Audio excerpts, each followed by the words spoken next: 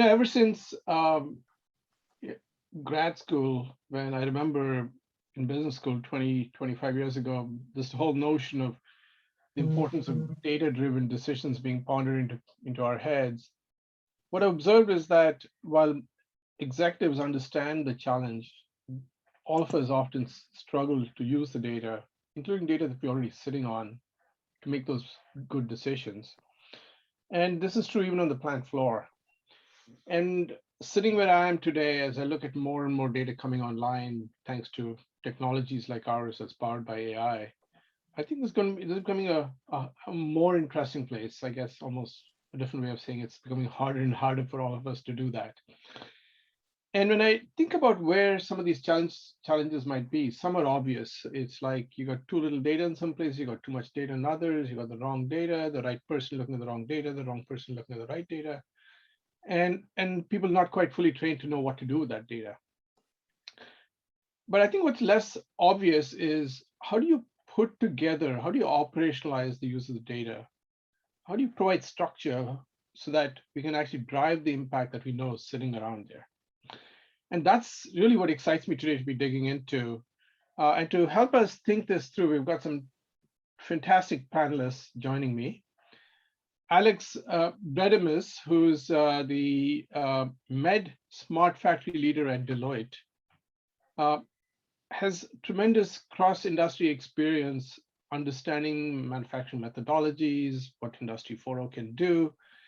And it derives that primarily from his experiences with his Deloitte clients in the med tech industry. And before that, he worked for Boston Scientific and at Anderson Corporation. Also joining me today is Jim Little. Jim is the partner for the industrial sector at Simpler Consulting, part of IBM. And Jim and I go back many, many decades, back to that grad school day when we were both grad students together. But what's probably more exciting is all of the experience he's picked up over the years since, whether it's working at Maytag or at GM or at NUMI, right here, the joint, which is a joint contract or whatever it's called between GM, a joint venture, I think was the word they used, between GM and Toyota, figuring out what lean really meant and trying to bring it to America. So whether it's doors or windows, washers or dryers, cars or medical devices, I think we've got some phenomenal experts and I'm totally excited. Just to give a lay of the land, we're going to try and understand where things are at, what challenges we face, and how do we use, what are the best practices that all of us can take back to our day jobs.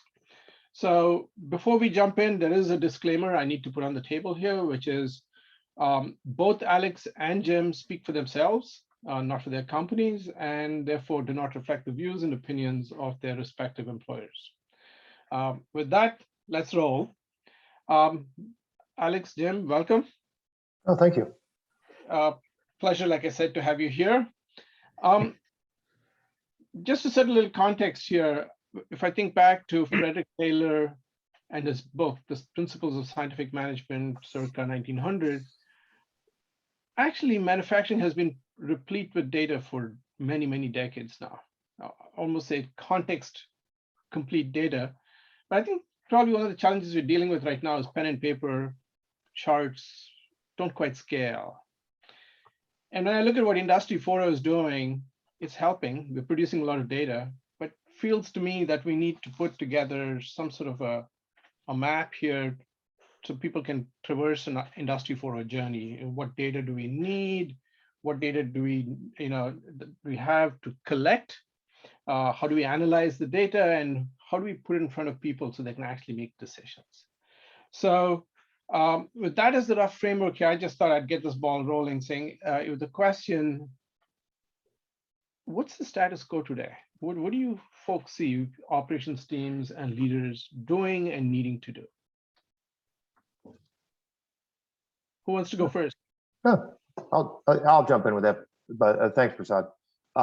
In terms of current state or framing up, at least my opinion on where things are, the challenge in that current state is really leaders stopping to define what's the business problem, what's the customer issue that they're trying to solve with A, B, or C type solutions, right, on where things go. But we often stop and ask that kind of question. We call it in A3 thinking that reason for action. But getting that crystal clear versus the avoiding potentially jumping in or immediately to a solution, if you would, or solution set.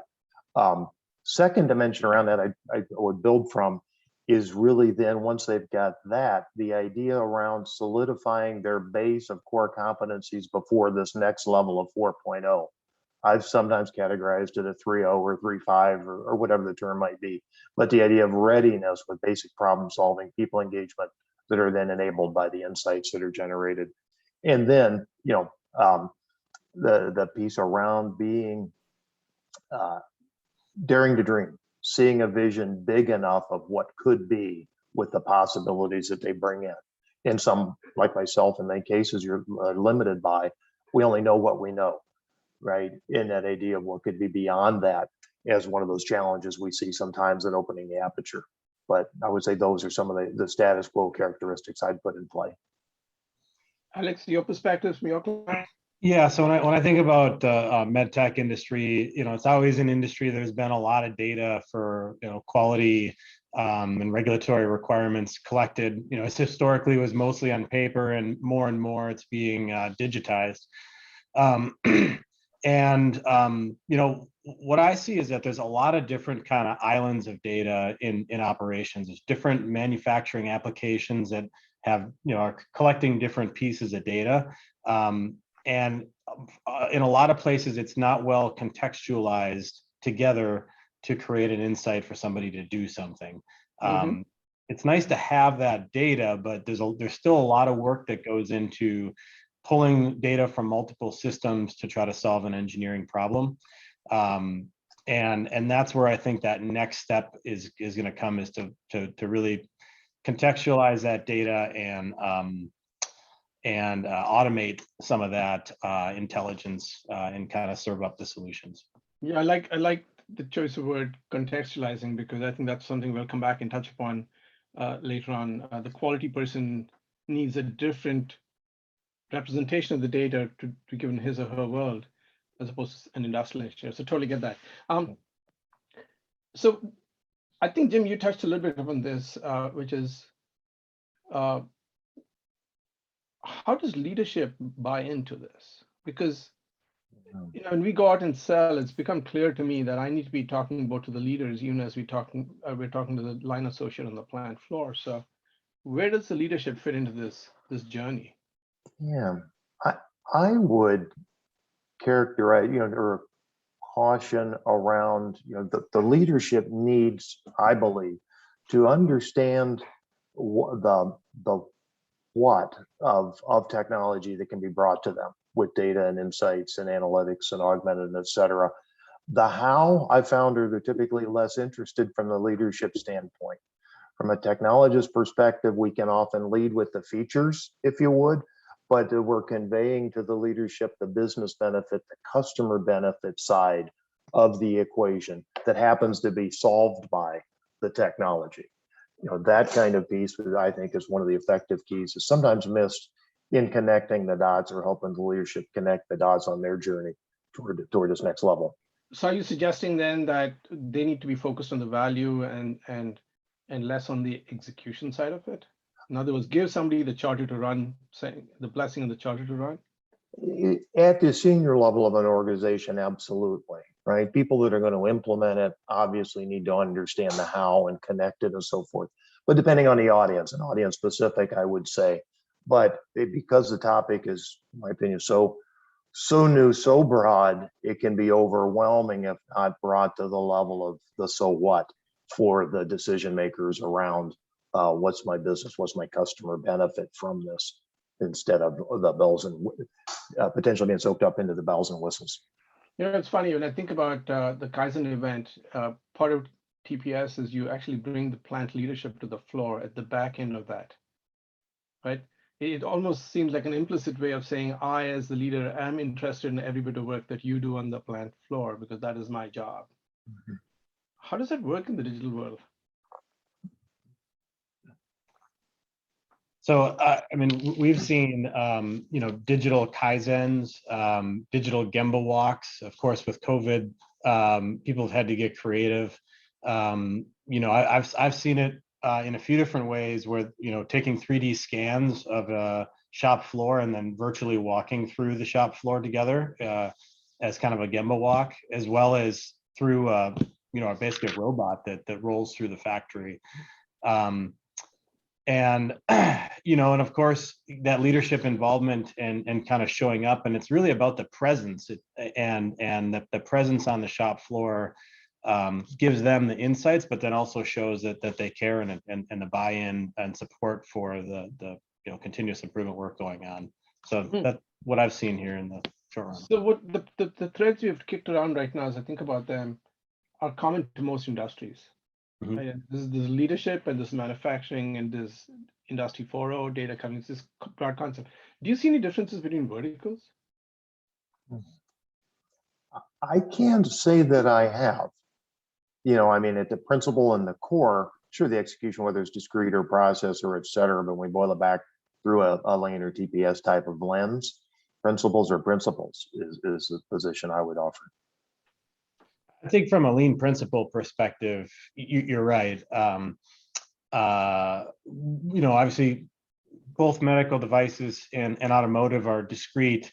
There's the nature of them is a little bit different in that, obviously, I mentioned the quality systems regulation in medical devices and some of the data and hurdles that come with that. So for instance, if you're going to relay out a line or do a Kaizen event, there's a lot of revalidations and paperwork that you have to do after you make a change. So there's a lot of work that goes in up front to validate that, hey, that change is going to be impactful and it's worth the effort to actually do something. Probably automotive, just given the scale of some of the lines, moving one of them would also fall into that bucket. But the other thing I would say is in medical devices, a lot of these lines are pretty small scale. They might be 10 to 20 people, in a couple U's that are assembling something with some automation in the middle of it, some manual work. That's probably quite a bit different than in the automotive industry. So when you look at kind of what use cases apply and the scale that the investments can be, and how repeatable and replicable they need to be, there's a little bit of a difference there across industries. Got it. Now, as I also think about this as leadership, we think about hiring. Mm-hmm. And finding people in this market who are in data science with people like Google and Facebook next door to me, sucking up everything they can find anywhere inside. What do I do if I'm a manufacturer? I'm trying to make sense of all of this data. Yeah, so what we've seen is that it's very hard to get a data scientist at every one of your plants, right? And a lot of clients have tried to hire that as kind of a central skill group, and use partners as well to provide some of that, in places where they don't have the capabilities. It's a challenge though, because that in order to build some of the anomaly detection algorithms and things like that you might need, do you build it or do you buy it or do you partner? And there's really kind of an ecosystem effect that is kind of what we've been seeing in that, the thought that you're either going to do it all alone or you're going to go to one solution that's going to have a one-stop shop. It just isn't the case anymore. You have to kind of pick and choose and assemble the right ecosystem of players to bring the capabilities that you need. So you planted a seed in my head here, which is that another conversation to be had is how do you build that ecosystem? So thank you for planting that seed. Yeah. And it also ties back one of the design principles at Drishti when we started the company was it's a full service provider. In other words, it's a full SaaS vendor where the customer does not need to hire the data scientist. We actually distill everything down. So it's almost like visual communication on the floor. The data shows up. And now the context that you spoke about earlier, the background of the people, they can interpret the data in the context that they have and not have to worry about, okay, is this a Gaussian curve or whatever it is. So this is awesome. Yes, sorry. Jim, you're going to say something. Go for it. Yeah, enthusiastically interrupting you, and I apologize for that. But Go for it. to pile on it, I mean, the idea, I believe that user, that supervisor supporting that user, the management team, et cetera, are not necessarily interested in the data, right? They're, I believe, interested in the action, the insights that can lead to the actions to make things different in their world. So if their core competency is not that data interpretation, manipulation, framing, et cetera, I see many cases where they're more successful leaving that to professionals, bring in more of a turnkey, tell me what I need to know, distill, collate, et cetera, the data, make it usable. Now we've got something that we know what to do because it's in our terms, our language, if you would. You know, you've written, I read this article that you wrote about DRIP, data-rich, information poor. Right. And I guess that's increasingly one of the challenges that we probably will deal with, all of us. Any take on what's going on in this world of DRIP? Yeah, almost. I think I believe it's almost too easy to have too much data, right? So therefore we can drown in it and not see what are we really trying to pinpoint and understand, right? We're getting all the temperatures, all the pressures, all the everything from out the system. And if it's really about this portion of the line, that station, this dimension, right, physical dimension, et cetera, coming along, limiting and filtering through the noise to get to the signal, right? And having determined, again, back at what business problem we're trying to solve with each individual application. Is it the quality side? Is it the run rate side, et cetera, right? And then surgically being able to extract the components from that bearing set that you wanted to know about. You take me back to my accounting class where there are a few key ratios that you worry about, right? Well said. Asset turn, things of that sort. And I think what you're really saying is, how do you distill and contextualize the most important numbers? How do we and you as client provider and service providers to clients distill this so that the person, it's much easier for them to focus on the issues and act on that? Right. How does security and data management play into this game? Alex, I think you're talking and not. Sorry. Yeah. I coughed for a second there. And okay. So yeah, we've seen quite a bit of joint, digital lean and OT security initiatives, as well as modernization of the infrastructure within our clients' plants. A lot of times there's new, servers and architectures that are needed, but also connectivity to perform, some of the computing and locally and the shop floor.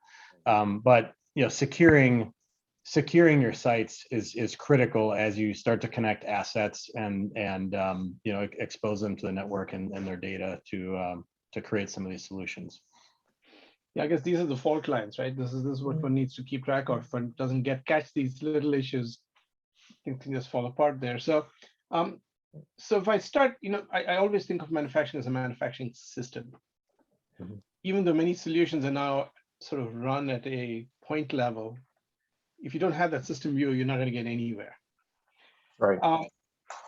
So what sort of systems perspectives should one take? Whether it's building up the data, whether interpreting the data, how do you guide your clients in taking the systems view? I would, it's a great question, Prasad. I think, right, that translation from, if we want to call it the old school thinking of process analysis or value stream analysis, from where are we and what are the physical product flows and so forth, but that whole additional dimension of the data and information flow candidly is often lost in shallow or value stream analysis kind of work without getting to the full depth. But with that, and then enabling, again, into the VSA type terms, the ideal state and the future state, where an organization says, if we could only pull information from here and use the insights to inform this kind of action, that creates a methodology in addition to joining, Alex, I'll use those two cells that you talked about that might make a subassembly and then a final assembly. But what's the information net or network between those and what information do we need in and out is often not as thoroughly explored.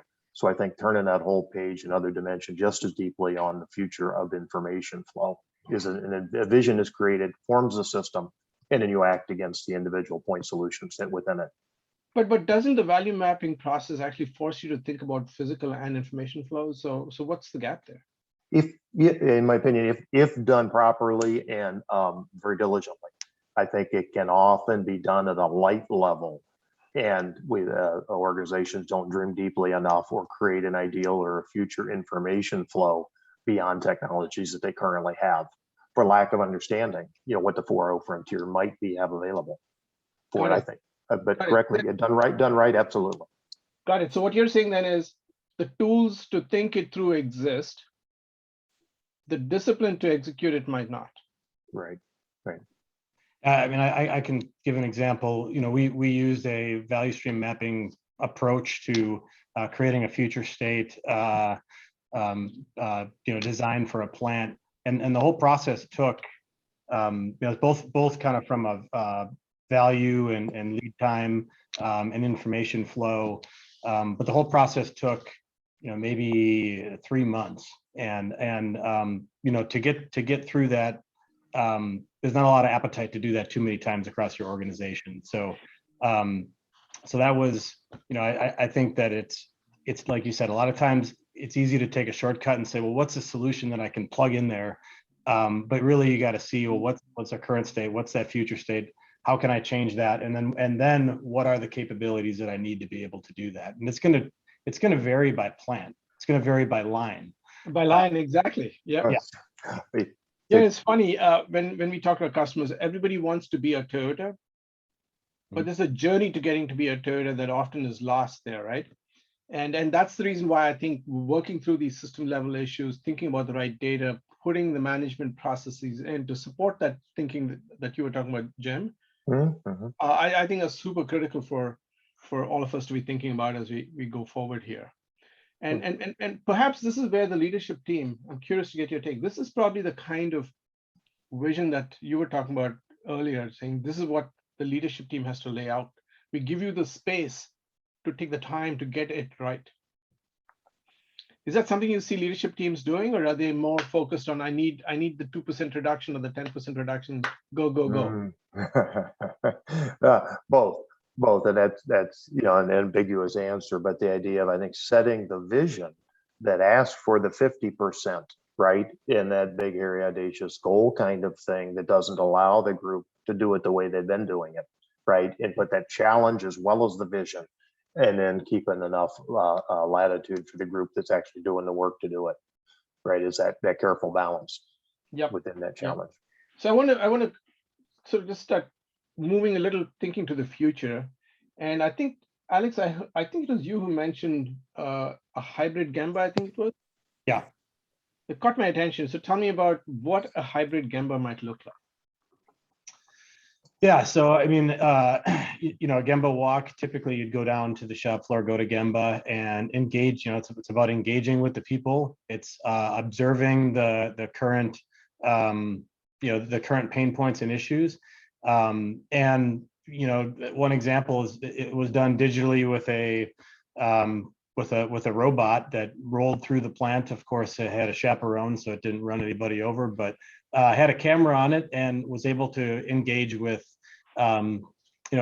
people on the shop floor, with leadership that couldn't be there, talk about some of the issues, help prioritize how management can help them solve some of those issues. So really, you got everything out of it that you would in a normal Gemba walk without, in this case, the proximity, given the COVID situation. You know what you conjured up in my head right now? A Boston Dynamics dog with a camera in front of it and a forklift at an intersection and to figure out who has right of way. Yeah. But I think more seriously, I think you're right. We see some of that happening, whether it's a hybrid Gemba, whether it's a hybrid Kaizen, this blending of digital and lean, right? And I think I heard you mention digital lean a while ago. I'd like to come back to that in a second here. But let's more formally change gears and and look forward and talk about value.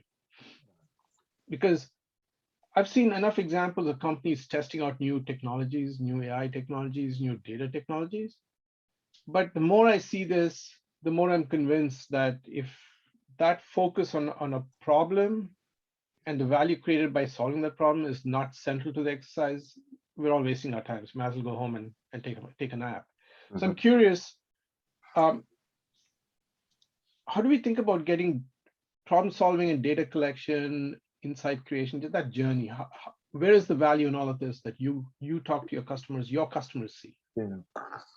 Yeah. I'll go back to the phrase we exchanged last week, Prasad. We were talking about time value of money, and I flipped the script a little bit to the money value of time, right? And did create a little head scratching from that.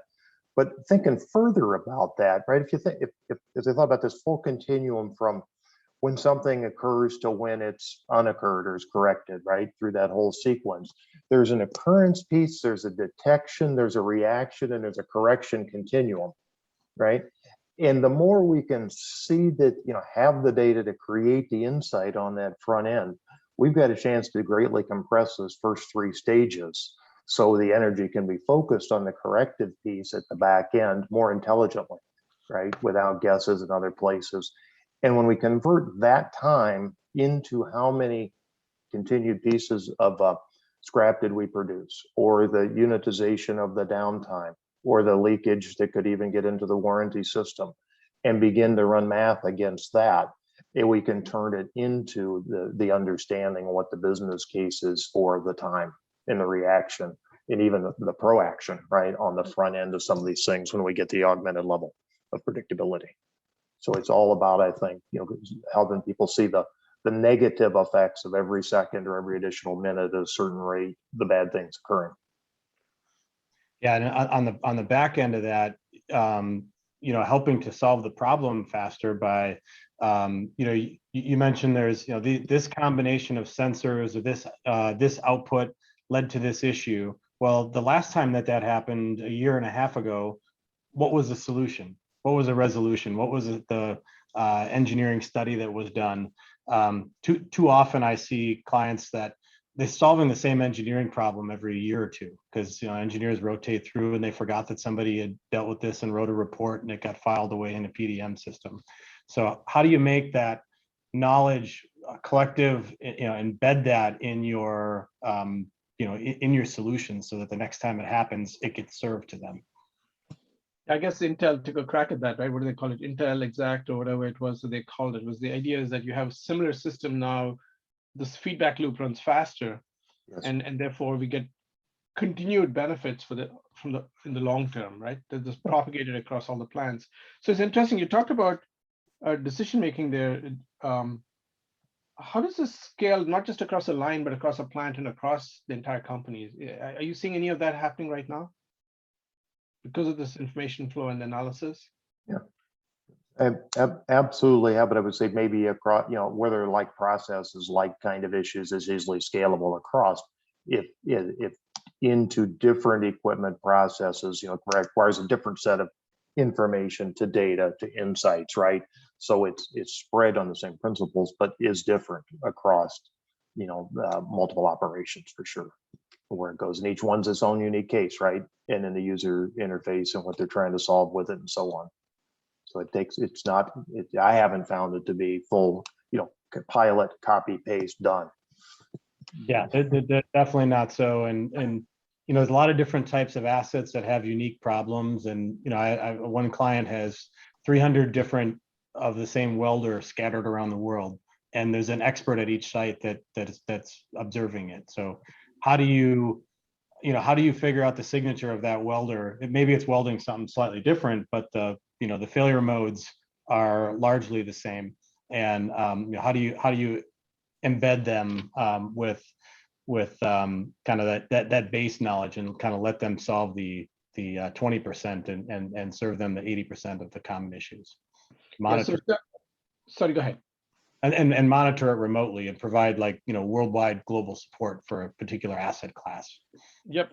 I think you're right. So if I look at whether it's a quality use case you just gave me, or other use cases on the floor, I think I recognize the heterogeneity of the situation. Not everything is the same. Yet, as a controller in the plant or a CFO of the company deciding where to put my investment dollars, how do I think about tying this concept back of this welder to 230 welders or 320 welders, the benefit to each of them, which individually might be small, but collectively is large. What is the financial mapping from that to the books to an investment dollar coming in?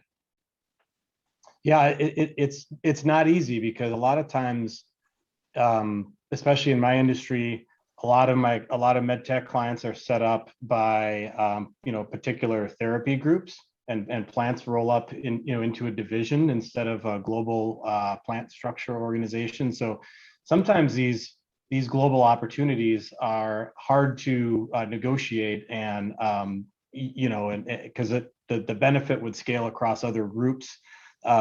So figuring out how to create a global program for things like that are is critical. Go ahead, Jim. Maybe you've seen similar. And very, very similar, and it ends up being closer to right or wrong. Point justification. We've got output increase on line 6, right, at this facility. The other ones, yeah, maybe we're interested, but here's my problem, right, within it. Versus an organization from a corporate level hasn't often come in and said, here's the umbrella fix, air quotes, that we're going to use for welders at all 300. Yeah. We haven't cracked that code. And the issue is it gets harder to justify, investment in digital technologies down at a line level when you're not able to, see the applicability across the rest, and fold that into the business case. So if I turn the challenge we've got in as a problem that the audience needs to solve at in each of their companies, is there a framework you can offer up where there's maybe a conversation bottom up and top down, or something that meets up? What guidance can you give all of us? Yeah, I would say absolutely. That top down gets to be, okay, well, what are the similarities across these processes, and the kind of things where, let's say in the 20% in the Pareto for each of the organizations, where are those intersections, and now saying we can push those closer to the center to act against, right, and have a common, maybe it's a similar solution, not exactly common because of the other factors, but a common core that supports going there. But then it drives that output. I would say not just beyond too often to be able to, too often a justification or the rationale comes from only that part of it without really thinking about the entire value chain. That wouldn't just station 8. We get the entire goods out of the system now, and that means margin, absorption, et cetera, not just the 3 minutes of labor downtime, right, at the dollars per unit of the person, but think what's that holistic system benefit. So it's interesting to use that example and that the choice of words of holistic system benefit. Most of these ROI models seem to think about one thing, which is human labor reduction. It Right. all ties back to direct labor costs, right? Mm-hmm. But what you're articulating, the two of you just articulated for me, are examples of quality on the one hand improving, of determinism, of consistency, of predictability, which are so critical to the entire system running well. How have you seen companies embed that kind of thinking back into their modeling, or is it still ad hoc? What can the audience take back to their day jobs to help drive this, help them drive investments in technologies that give them the data? I would say offer a little bit repeating, but using the same methodology, that value stream thinking, or the end-to-end customer satisfaction. What are those true north metrics we drive out of these kind of improvements? And it may be a very spot solution or a couple of points along that entire process sector, thinking about that, because, let's take the labor piece that you offered. In most process industries, that's a much less significant part than the capital or the depreciation or even the material side, right? But what do you enable with that growth and OEE from having the insights on the quality or the rate or the uptime, right? It's not the labor typically. That math won't work against it. Treat that as fixed. Yeah. That's interesting, because Alex, you and your colleagues at Deloitte wrote a little report on digital lean. This is what you talked about a little earlier, and about the tremendous lift in value. So maybe I can request you to give us a sense of what you learned. Yeah. So we've seen when employing digital lean, which is really a host of lean, of digital tools, depending on the application, to solve the same lean waste that we traditionally see that Tim would, but we've seen improvements of asset efficiency in 10 to 20%, quality improvement, yield improvement, 30%. And also sustainability improvements as well, up to 10%. So again, as well as inventory, and inventory is one I think Jim kind of hit on a little bit, but a lot of times the plant is thinking about the four walls, but if you can reduce the variability in output by an improved OEE, maybe less downtime, less scrap, et cetera, you can cut your safety stocks in your supply chain, and a lot of times that's so far down the line of operations people's thinking that they don't capture that benefit.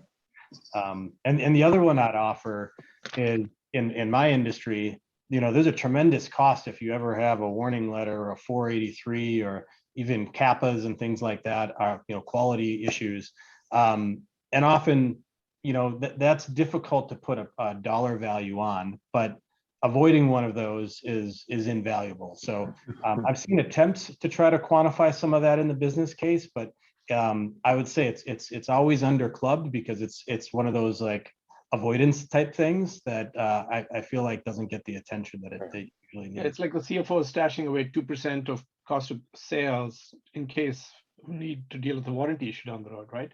Yeah, exactly. Yeah. So if I swing back for a second from value to just core manufacturing, think about this notion of scientific thinking, right?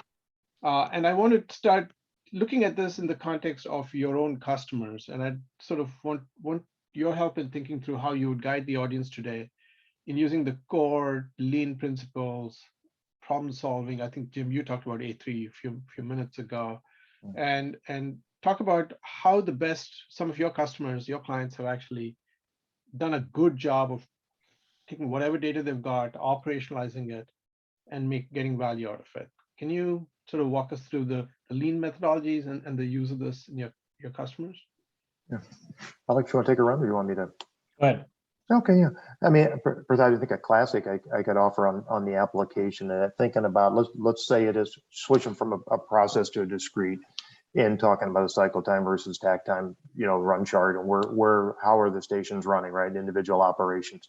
That's terribly labor intensive to gather that information and woefully inaccurate, in my opinion, right? And you get the two most repeatable of minimum of 10 runs and et cetera, right?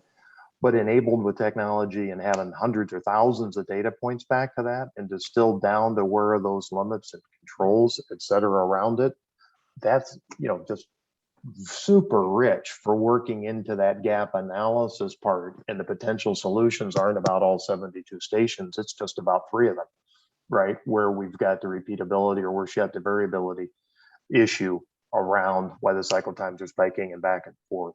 So it really gets, I would call it surgical, the ability to get in and see and make a difference at the key points with some much more accurate, data with the insights you gain from understanding those 3 limited stations where that work goes. So it's very precise. So Justin, you use the word surgical. Go back to the goal, and you got Herbie walking down. It's it's surgically identifying. Okay, if I can move Herbie around, now I can actually get that scout troop to function completely differently, right? Is that what the mental model you're trying to paint for me? Yes. Yeah. Right. If it's a a constrained issue, right? I mean, I'm just picking one example, right? Yeah, but along the constraint side for sure. And with that, but think about the army of people, as you mentioned at the outset, with paper and pencil and time observation forms, trying to find those needles in that haystack of a situation where it can be automated and brought forth very quickly. So now let's go act on those insights, right? Is the difference. And again, back that time quotient where we're down to such a short window of and accurate. Yeah, and what my clients have seen is that with that more detailed, accurate data, as they surgically jump into it, they can make better, higher quality decisions, which directly are measurable. They can actually, they've done A/B testing with and without the use of the data, and they can see a significant step up. You're talking about 20% odd, Alex. Mhm. That's actually pretty conservative, I would say, in many cases, because it's just quite stark.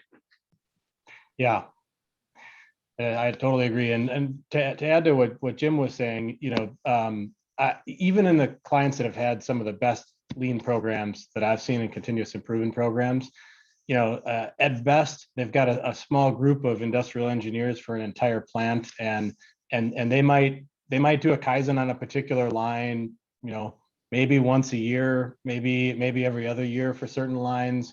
So the ability to kind of have that always on industrial engineering capability, and then really identify where the variability is happening and then dive in.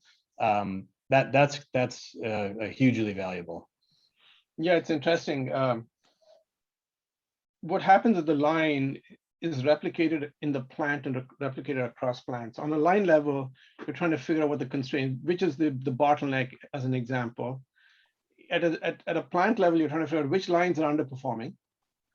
And at a plant level across the portfolio, seeing which plants are underperforming. And in all of these, you really don't have visibility today, other than financial metrics probably coming out. And Right. quite often, tweaking a little bit has disproportionate impact. So one of our customers calls it a Kaizen opportunity validation process. In other words, which line is worthy of that industrial engineer that you just spoke about investing his or her time to improve? Mhm. Yeah. Right? So I love that term. Then walking it backwards, because I just say maybe the other way is you don't fix a business, you don't fix a plant, you don't fix a line, you fix a problem within a station. In that, and you have to go ground up if you would, but figuring out where that station is the magic from the data that's distilled and provides the insights on where to go look. Right. Isn't and now that human intelligence can work against a very few specific things and into the next one and the next one. Yeah, it's the 5 whys, right? Being tied Yeah. back together, get to the root cause. And once you know what the root cause is, you know what to solve. And once you solve that, the system opens up. I'd like to come back to this idea here for a few minutes, which is this idea of hybrid Gemba, hybrid Kaizen, hybrid digital lean. How do people think about deploying that, and how do your best customers do that today? I'll offer a. It has been a hybrid, because we've used the last 2 years have been abnormal, right? We hope, or at least interesting, with being able to be in the Gemba, et cetera. Well, we convert a lot of the application work to use virtual whiteboards, in tools such as that even in the simple virtual posted environment, helping people to see the process flow like they physically can, but just have it represented that way. And in others, it could be on site, going in and taking observations, bringing photos and data back against that. It worked pretty well, but just that time out to say, let's quantify, let's reflect what's really happening. We all know, the simple application of things like we stop in our daily routines and do a spaghetti map against our activities. We see a tremendous amount of waste, right? But it's that time out, reflect against the tool. We've used the virtual tools very well in that regard, we being our clients, right? An application and the seeing what could be. Awesome. Alex, any thoughts on that before I start wrapping up here? Yeah, no, I mentioned a few different tools, spatially mapping, and then kind of walking through digitally as well, and kind of overlaying tags in a 3D model is something that we've seen is beneficial as well, especially for then reporting out, for that leadership report out. And then also, we've seen a little more interest lately in doing more modeling and simulation type stuff, as well as, data is becoming more available to do kind of more of that operations research stuff. Then, it was always garbage in, garbage out. And if the data was coming based on a couple cycles with a stopwatch, your model, wasn't super valuable. So now I think there's a lot better data to do that type of thing. I couldn't agree more with you on that. You were commenting on that industrial engineering ability to dig in. And I just think that we can do much of the math that's been around for many years in a much more effective and efficient way. And comes back to this notion of people being at the center of everything and providing them the data. Right? So that's awesome. So let's wrap this up. Rapid fire, 20 seconds, words of wisdom. Who wants to go first? I'll go first. So, what we've seen as clients have embarked on digital lean and these types of things, the mantra, think big, start small, and act fast. So, you should be thinking big, and like we talked about, how is this problem bigger than just this situation? How could this be scalable across my site or my network? How can the solution that I come up with not be, an island point solution, but be something that I can redeploy? And then start small, find what value you're trying to get, define it, and prove that it's there, and prove that it's scalable, and then, act fast. Where you see value, go get it, and and then scale. Wow, I love that. Love that. Thanks, guys. I'll throw in, think about your reason for action, right? What's the compelling customer need or business need that we're driving us to serve them faster and better, right? As a starting point. Center it around then, not necessarily thinking about data, more data, et cetera, et cetera.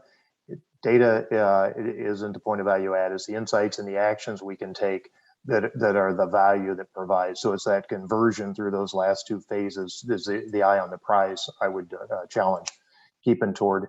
And the never forget part is it's that operator person at the point of value add who's consuming those insights to be able to make a difference for the customers at that next level, make it usable, consumable, and the design thinking approach to what they need to be able to act for value.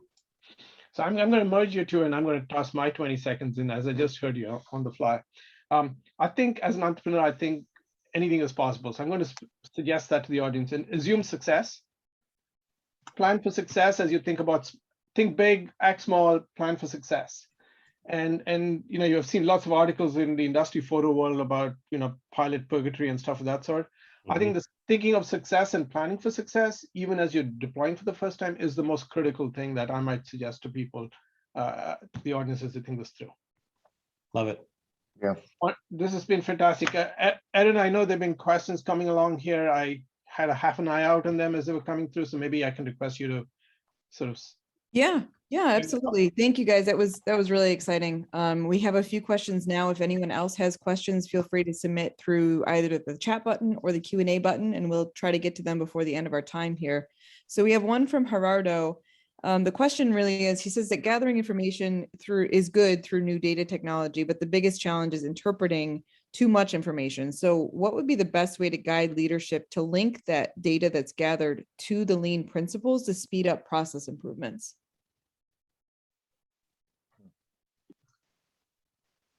I'll jump on that, or this, Jim. The idea of using, like we mentioned on the time observation piece, that data is so much richer in being able to jump to and use against it on very specific problem solution, right into where the most reward is in the problem solving piece. And leaders asking those key questions of the teams, right? Are we enabling or using the data to enable the solutions and experiments that you're trying against? I think is part of that poll as well. But it's absolutely, I think, an accelerator for process improvement, richer, faster data. There's no doubt about it. Yeah, and sometimes, don't collect data that you don't intend on using, right? It could be a over processing waste. So if figure out what you need to digitize. If you have a manual process that's maybe not doesn't experience a lot of downtime from equipment, then connecting to the equipment and getting asset data streaming off the equipment is not going to be value added for you. So you shouldn't invest in that and waste your resources on it. Only build the pipes where you need them. I guess if I were to take that half step backward, it's frame up your problem as efficiently as you can, because then you know what data you need, and then you can work your way to a solution. Yep. Right. And you have to on top of that, I believe it's really so easy to get too much because it's just another sensor or just another thing. And then the signal's lost inside all of that. And we've overwhelmed everybody. And that person that's the consumer of it, using to take the action, just looks at a million screens or a million graphs, right? And can't get anywhere from that. And, and we pile more data on. But it's almost start with the frame of mind of a less is more mentality. We have another question here from Ben. He asks, do you look at your data at a regular cadence or is it sporadic? And I'm going to tack onto that the assumption that he's wondering if there's a recommendation for how you look at your data and how frequently. I can take that one. So I think it depends. There's going to be some data that you can automate some of your stand-up meetings, your cell tier 1, tier 2, tier 3 management meetings in your lean production system. So those would be on a regular cadence. But then there's other things where, hey, I'm going to look for a signature on a particular asset when some failure is going to happen, and you're not going to look at it until there's an anomaly is detected and an alert is popped up and served to somebody, and that alert is going to be prioritized compared to the other 30 alerts that happened that day. So they may or may not react to that one right away. So there's going to be some cadence data review and some that's going to be ad hoc or prioritized. Reactionary and preventive. You're right. Yep. Because some of that data is probably, Alex, in other words, I would say shave it as some of it's monitoring, right? We don't expect it to go out of the control limits or whatever specification or et cetera, right? It's monitoring. We never want to hear from it. It's the other are those against which we want to react or proact, right, on the set. And that's the set probably more frequent looking at those kind of components or bringing the observations from that to the point where it can be acted on. Yep. Not going to get. I have another question here from Gabriel Prasad. I think this is tacking onto something you said. So he asks, given that some customers are hesitant to make significant investments in new technology without first evaluating a pilot project, how can you guide customers to develop a pilot that ensures success and opens the door for the scalable project that will increase further success long term?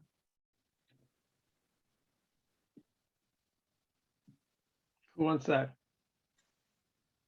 I'll take it. So, I mean, I would say start with something that's going to be an impactful opportunity. Where's the most pain? What's going to get your leadership's attention if you solve it? You don't want to. I see people. There is the opportunity to take your best performing line and get additional benefit from digital lean, and that's good, and that's there. But your first deployment should be targeting something that's a big meaty problem that will then kind of get you the momentum that's needed to move out of your pilot into a broader deployment, and also fund that by solving a big expensive problem. I would add to that, kind of thinking about the emotional side of the business decision, if you would, in that retrospect or that think forward on that justification of asking that question of, if I had only known, right? If we had had these insights on that last thing that happened, if we had understood that this bad thing was going to happen, if we had had feedback around, and then you can say, well, there is a way, right? And that can build that back in, and then the business case says, my gosh, that's 5 points of lift, or whatever it flows through to. But beginning again back to that problem, sometimes we've accepted those problems and haven't asked that question on the what ifs. So there's some of that almost design thinking concept, on that front end. And I might think of two other ideas here to put on the table. One is call up peers who've used the product, who've tried the technology, who've seen that benefit, so that you now have a peer-to-peer conversation. Yes. And then you can ask all the hard questions, well, what works, what doesn't work, and you're going into it with your eyes open. Because all of these are very frontline technologies. They're not fully fleshed out. We don't quite know exactly what will and will not work. And so you got to go in with that level of clarity of both, I can get this to solve that big problem you were talking about, Alex, Mhm. and I'm taking on this risk. Because at the end of the day, we want success. The most important thing that first project is success, because success begets success. So I think that's probably the overlay I would lay on what both of you laid out, which is aim for success and get that little flywheel going and continue to invest. That probably would be an Love it. approach I might consider. All I right. think Well, also, go Erin, ahead. one last observation. Some technologies make it past the pilot point where, like today, take something utterly successful like ERP. Nobody thinks about a pilot for ERP, right? You make these phone calls and then you say, okay, I know what I need and here's what I got to go and do. And so I think we're getting to that point at several technologies, and one should leverage that growth, that maturity curve, if you will. I add to that, I think a lot of these technologies and capabilities, they're a foundation. You might solve one particular use case and with that, but there's going to be other things you can do with it. So, you're going to justify it based on the value of this one thing. But it's going to help you get that 5%, maybe it's 7% next year or whatever, because you have this additional capability. So, think of that as well. It's not just a one-off investment to get Well said. this year.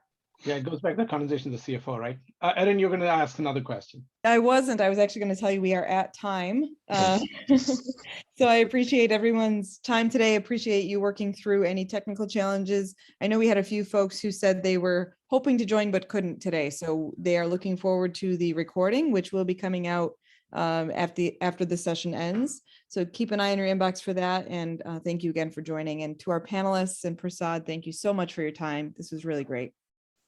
I had a fun time, Alex and Jim. Thank you for being here and for sharing all of your insights. I enjoyed that as well. Hey, great that we got to do it. Enjoyed it very much. And thanks everybody for participating. Bye-bye. Everybody. See you all. Be good. Bye-bye.